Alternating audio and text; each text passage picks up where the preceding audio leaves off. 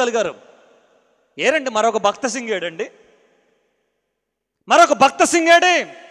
ఆయన స్థాపించిన 10,000 మంది సంఘాల కంటే విస్తారమైనటువంటి సంఘాల్లో ఈ రోజున ఆస్తుల కోసం కొట్టుకునేటువంటి దుర్మార్గులు తయారయ్యారు. ఈ రోజున రాజకీయాలు చేసేవాళ్ళు వచ్చారు ఈ రోజున సంఘాల్లోనికి. ఎవరు మాట్లాడరా?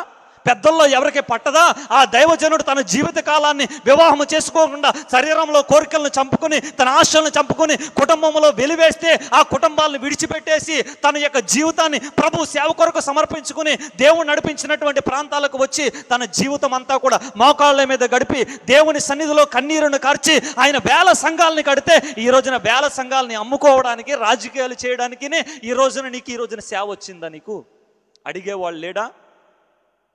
పెద్దల్లో ఎవరు అడగరా? వెళ్ళి ఆయన చేసిన పరిచర్యను ఇలా పాడు చేస్తున్నారేంటి? నక్కల్లాగా మీరు పాడు చేస్తున్నారేంటి? ఇలా రాజకీయాలు చేస్తున్నారేంటి? దేవుని ఇంటిని వ్యాపారపుటిల్లుగా చేశారని యేసు ప్రభులకు కొరడా పట్టి వెళ్ళేటువంటి ఒక్క దైవజనుడు లేడా? ఎందుకండి మా మినిస్ట్రీకి ఎందుకండి? మా మినిస్ట్రీ మాదండి, మా పరిచర్య మాదండి అంటే నువ్వు క్రీస్తు సంఘంలో లేవు, యేసుక్రీస్తు శరీరంలో లేవు. నువ్వు వేరొక శరీరముతో అంటుకట్టబడి ఉన్నావు, వేరొక శిరస్సుతో అంటుకట్టబడి ఉన్నావు. భక్తి సింగ్ గారి పరిచర్య పోతే నీకెందుకు? దేవదాసు గారి పరిచర్య పోతే నీకెందుకు? లేదంటే ఏసన్న గారి పరిచర్య పోతే నీకెందుకు? నీ పరిచర్య బాగుండాలి, నీ సంఘం బాగుండాలి, నీ కుటుంబం బాగుండాలి. ఇదేనా సార్వత్రిక సంఘములో నీకున్నటువంటి నాకున్నటువంటి బాధ్యత? ఇదేనా?